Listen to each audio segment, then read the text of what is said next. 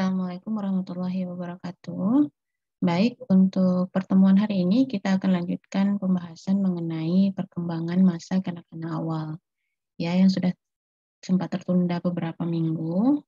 Kini kita akan coba membahas mengenai materi ini.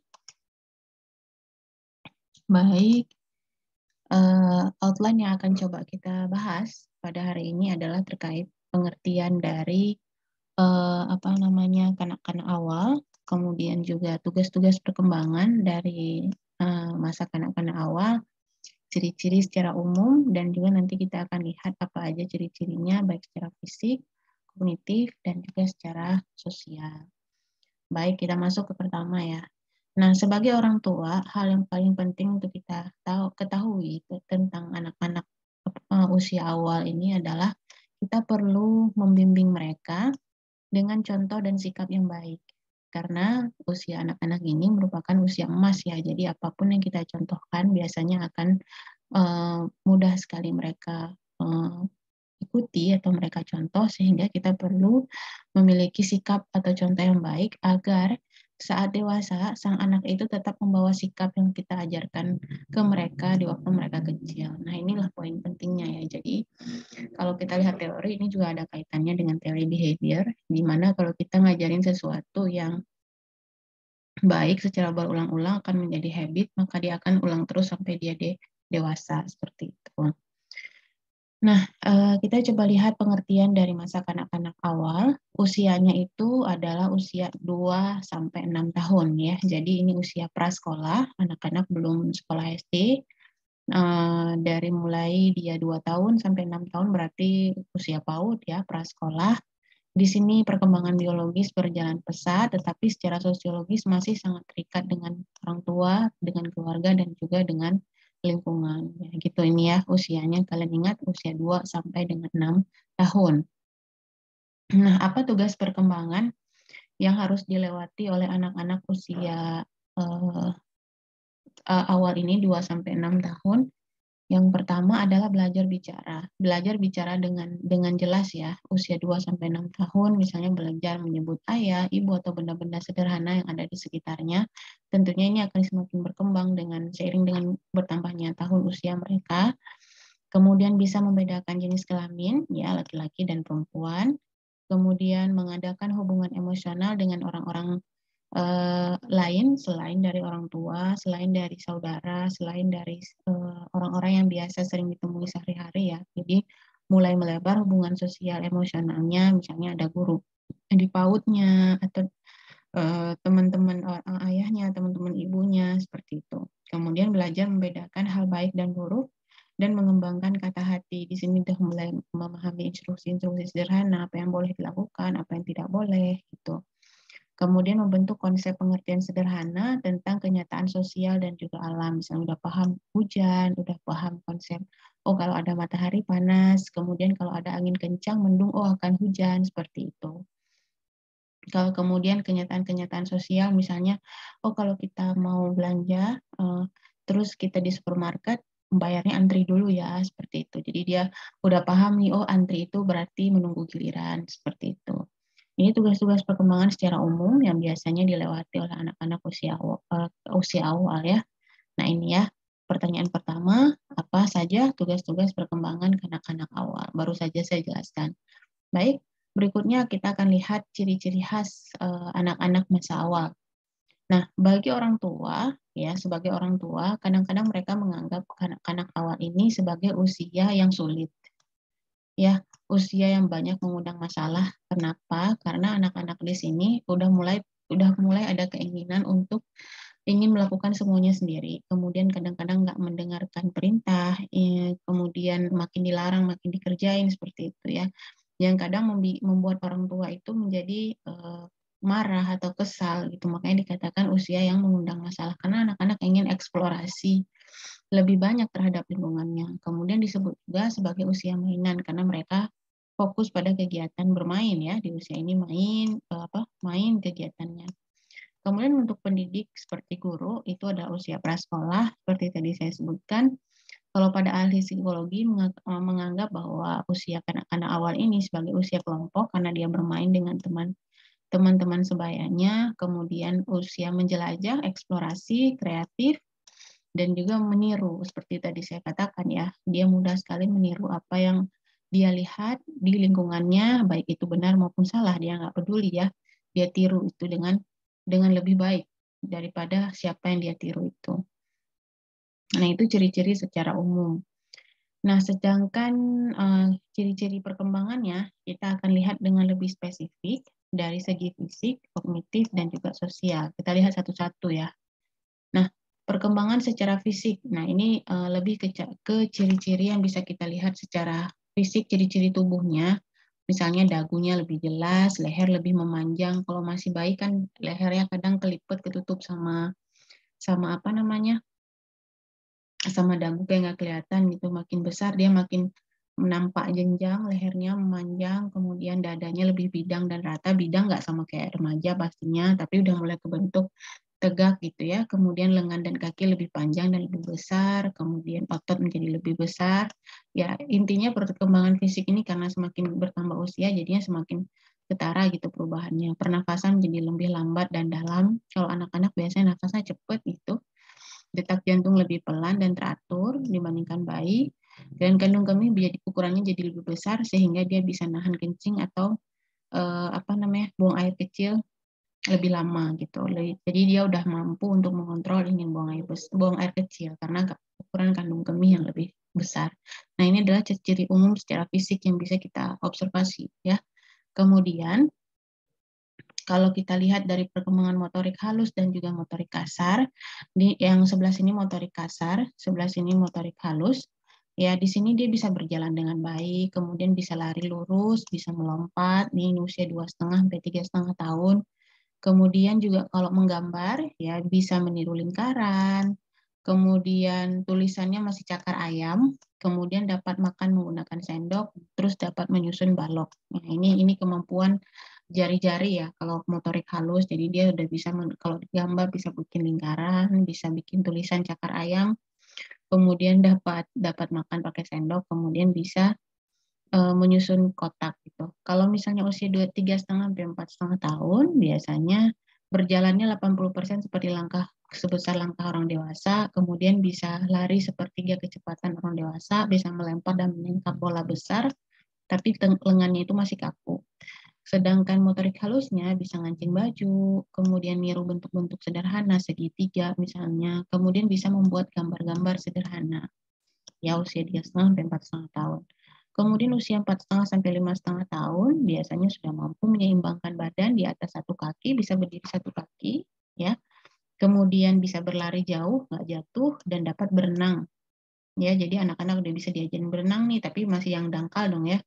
Berenang dalam air yang dangkal. Kemudian motorik halusnya bisa ngegunting, bisa pegang gunting, bisa gambar orang, bisa niru angka, huruf dan angka dan huruf sederhana, dan bisa nyusun balok-balok kompleks gitu ya dengan kotak-kotaknya. Ini perkembangan motorik, masuk juga ke perkembangan fisik ya. Kalau tadi perkembangan fisiknya lebih ke biologis, kalau ini perkembangan lebih ke motoriknya. Jadi kelihatan ya ada progres perkembangan dari mulai usia 2,5 sampai dengan 5,5 tahun. Ini kan usia masih anak prasekolah gitu.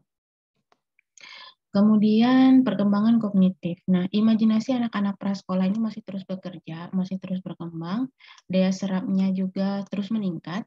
Nah, pada tahap ini muncul konsep yang lebih stabil, mulai ada penalaran mental, egosentrisme yang kuat, kemudian mulai sedikit-sedikit melemah, yang tadinya dia hanya mau semua dia ingin sendiri, kemudian udah bisa berbagi, memahami orang lain, serta keyakinan pada hal-hal magis. Nanti kita akan coba lihat ke perkembangan spiritualnya ya. Percaya ada hantu, seperti itu ya. Ada orang-orang kalau suara-suara serem, itu takut gitu. Nah, ini adalah perkembangan-perkembangan kognitif pada anak-anak usia dini. Kemudian perkembangan bahasanya, dapat menyusun kalimat dengan lebih sempurna, yang tadinya hanya menyebut satu kata, kemudian dua kata, tiga kata, seperti itu ya. Aku suka, misalnya baru bisa panggil ayah, kemudian bisa ayah lagi apa, ayah mau kemana, dan seterusnya. Biasanya akan terus berkembang. Usia anak saya yang sudah 3,5 tahun, itu percakapannya sudah sangat kompleks ya. Dia bisa menyusun sebuah cerita, malah bisa ngarang gitu. Cerita yang nggak ada, dia bisa bikin cerita itu. Kemudian juga mereka dapat menyusun dan mengajukan pertanyaan, misalnya mau kemana, pulang jam berapa, pergi dengan apa, kemudian juga bisa menirukan suara-suara hewan, ya, kemudian atau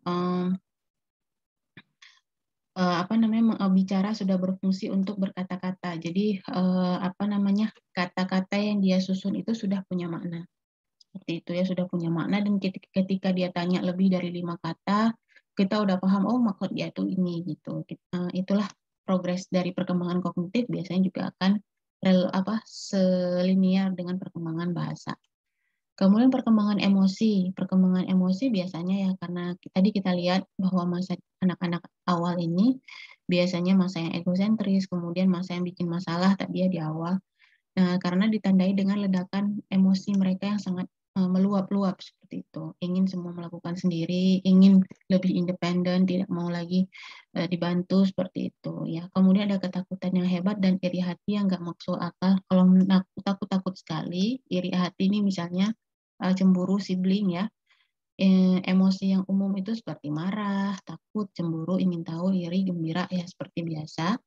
Kemudian eh, emosi-emosi ini juga bisa disebabkan karena faktor kelelahan. Karena anak usia ini banyak sekali bermain, biasanya karena mainnya terlalu lama, akhirnya nggak mau tidur siang jadinya rewel, atau makan terlalu sedikit, rewel juga, lapar, sehingga dia bikin mudah emosi. Jadi ini juga perlu dikenali, bisa jadi dia tantrum atau misalnya dia rewel, clingy gitu bukan karena dia sedang marah atau apa, tapi bisa jadi karena capek, bisa jadi karena nggak tidur siang jadinya lelah, atau karena nggak makan, makannya sedikit jadinya lapar, karena dia belum bisa ngutarain mau makan gitu.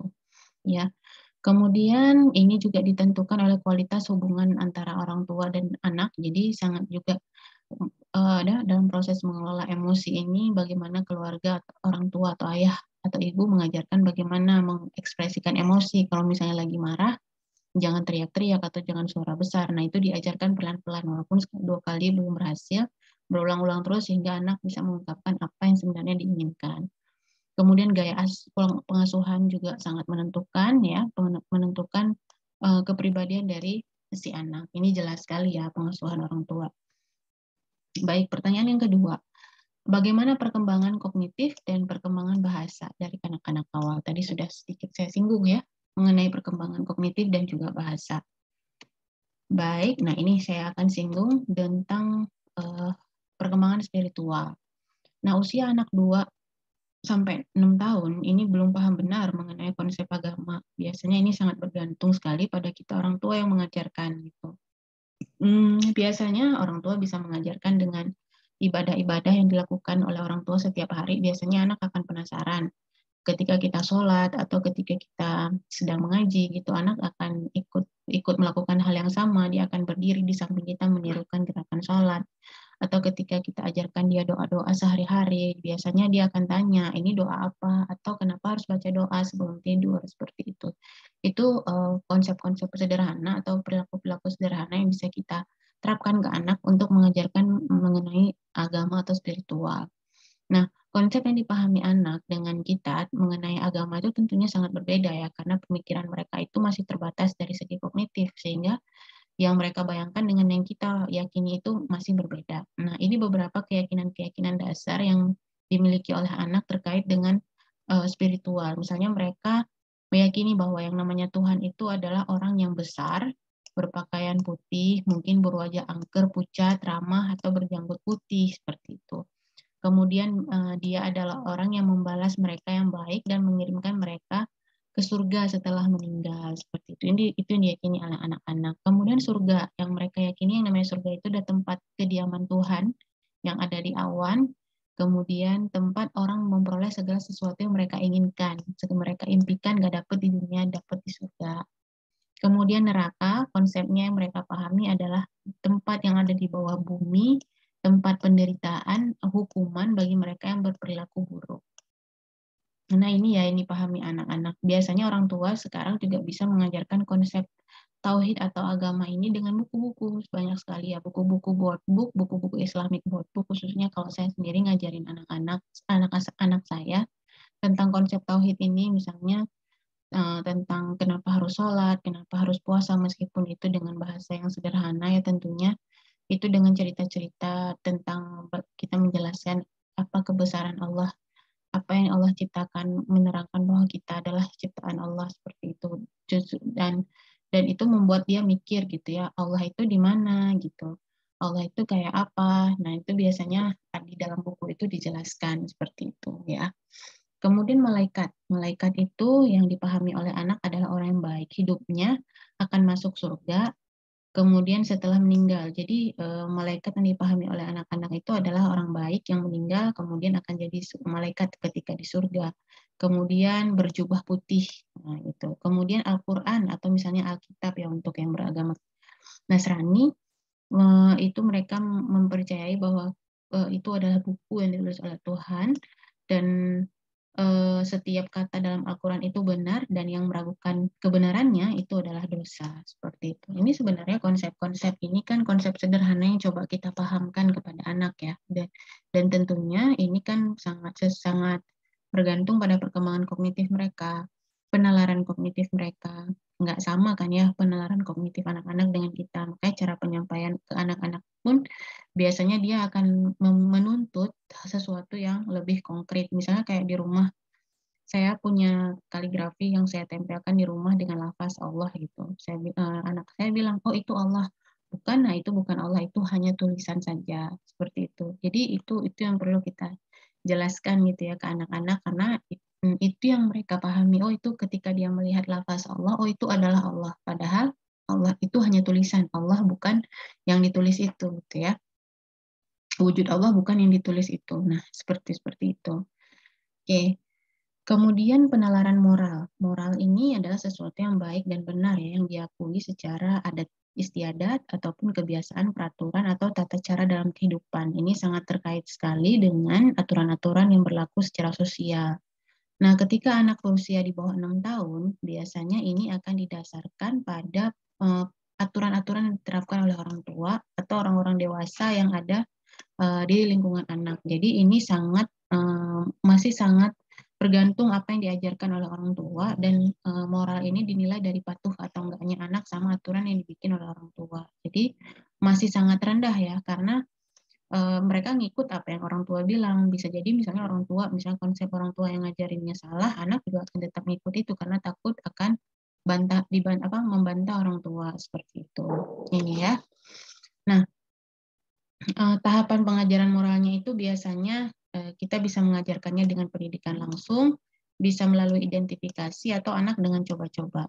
Nah, dengan pendidikan biasanya kita menanamkan keteladanan pada anak dengan ngajarin anak yang benar dan yang salah, yang baik dan yang buruk gitu ya. Ini pendidikan langsung.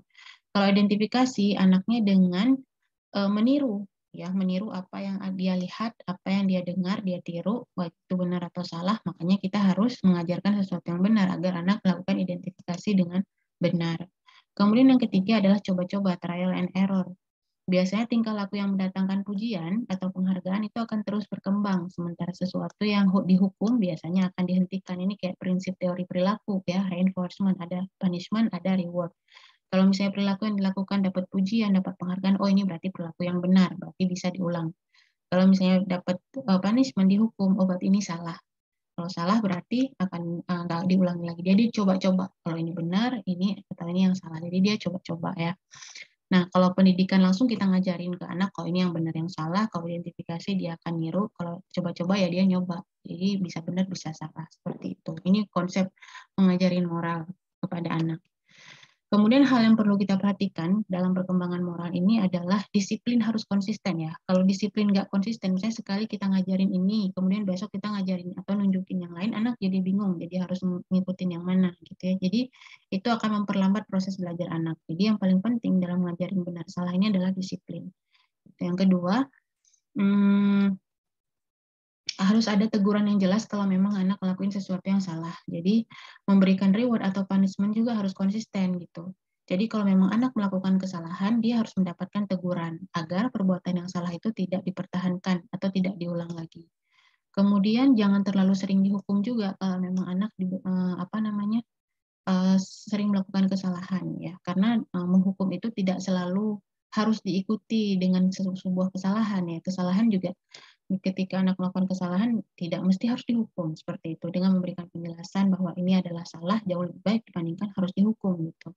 Karena kalau misalkan anak terlalu sering dihukum, maka dia akan menjadi pemberontak dan cenderung ingin menentang orang yang menghukumnya. Misalnya kalau yang menghukum itu adalah orang tua, dia akan jadi anak pemberontak dan selalu menentang apa yang dikatakan oleh orang tua. Jadi ini poin-poin penting dalam mengajarkan perkembangan moral kepada anak. Nah, kemudian juga pada usia ini anak-anak usia dini dikenal dengan tahap bermain gitu. Jadi hampir semua kegiatan yang mereka lakukan di usia ini sifatnya itu adalah permainan gitu. Biasanya mainnya itu menjelang usia anak-anak akhir, minatnya untuk bermain akan berkurang dan lebih ingin memainkan permainan orang-orang dewasa. Gitu ya. Jadi nggak mau lagi main seperti main seperti main petak umpet, nggak mau lagi main boneka-bonekaan, dokter-dokteran, udah nggak mau, biasanya cenderung nggak mau. Tapi anak-anak sekarang sudah bergeser value atau nilai permainan ini ya, kayak mereka karena udah ada gadget, jadi permainan-permainannya mungkin permainan yang biasa dimainkan oleh orang dewasa udah cenderung dimainkan oleh anak-anak, kayak main game seperti itu. Cuman mungkin jenis gamenya kalian beda. Game yang untuk anak-anak, ada game untuk orang dewasa seperti itu. Nah, jenis-jenis permainan yang bisa dimainkan oleh anak-anak bisa drama, ya, bisa drama, misalnya main dokter-dokteran sekitar usia 3 tahun ya, meniru sebuah profesi tadi ya, seperti meniru dokter, guru. Kemudian main konstruksi, misalnya nyusun balok, main manik-manik, main pasir, bikin istana pasir, misalnya pinggir laut. Kemudian permainan seperti bermain di tahun yang keempat biasanya anak lebih menyukai bermain dengan teman sebayanya daripada dengan orang dewasa. Kalau di sini kan biasanya main sama orang tua. Kalau di usia 4 tahun biasanya udah sering main sama teman-teman sekelompok, teman-teman sebaya gitu. Kemudian membaca, anak-anak senang dibacakan atau melihat gambar-gambar dari buku, atau mulai nonton film, udah ngerti nonton film, dengar radio, atau misalnya acara-acara anak di televisi. Ini berbagai aktivitas yang terkait dengan permainan ya, jadi macam-macam. Baik, pertanyaan terakhir. Bagaimana pandangan kanak-kanak awal terhadap konsep agama yang tadi sudah saya jelaskan ya? Kalian bisa coba elaborasi dengan bahasa kalian sendiri. Baik, saya rasa ini aja pembahasan untuk anak-anak awal. Tidak ada teori yang terperinci karena sudah kita bahas di pertemuan awal dulu. Semoga bisa dipahami. Terima kasih banyak. Saya tutup. Wassalamualaikum warahmatullahi wabarakatuh.